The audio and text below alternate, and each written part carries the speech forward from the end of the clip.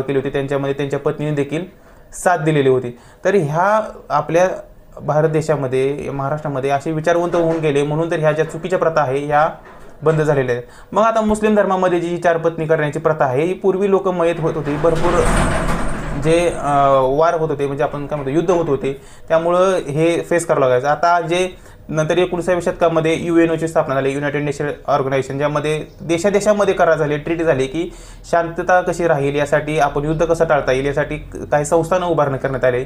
मग आता युद्धांचं प्रमाण कमी झालेलं आहे, त्यामुळं मयत होण्याचे प्रमाण देखील कमी झालेलं आहे.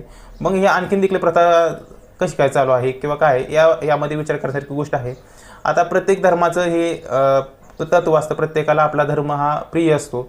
तरी देखील एक काही मुस्लिम कंट्रीज आहे, जसं की तुर्की आणि ट्युनिशिया, हे असे देश आहेत ज्यांनी बहुपत्नीत्व, म्हणजे ज्यांना एका पत्नीपेक्षा जास्त पत्नी करण्याची जी पद्धत आहे ही तिथं बॅन आहे.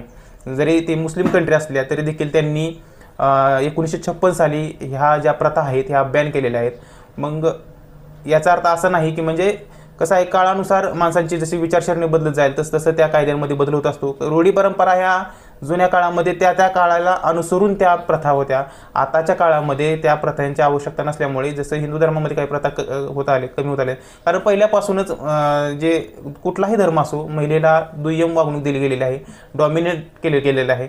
प्रत्येक धर्मामध्ये तसं आहे. आणि ते जसं जसं काळ लोटत जाईल पुढे तसं ते हळूहळू त्यांचं स्वातंत्र्य वाढत चाललेलं आहे आणि त्यांना समानतेची वागणूक मिळू लागलेली आहे. असंच आता तुम्हाला देखील तुमच्या कसं आहे, आपल्या भारतीय संविधानाने प्रत्येकाचं मत, राईट टू एक्सप्रेशन आपल्याला दिलेलं आहे, की तुम्ही तुमचं मत मांडू शकता. तुम्हाला देखील ह्या प्रथेंबाबत काय वाटतं, तुमचं मत काय आहे, हे देखील तुम्ही या कमेंट बॉक्समध्ये, याच्या व्हिडिओच्या कमेंट बॉक्समध्ये तुम्ही देऊ शकता. तसेच या व्हिडिओचा कोणत्याही धर्माचा किंवा कोणाचाही अपमान करण्याचा किंवा कोणाचाही मन दुखवण्याचा मुळीच हेतू नाही. हा फक्त एक विचार आहे, किंवा मी जे अभ्यास केलेला आहे आणि मी जे तर्क लावलेलं, मला जे वाटतं ते मी या व्हिडिओमधून सांगितलेलं आहे.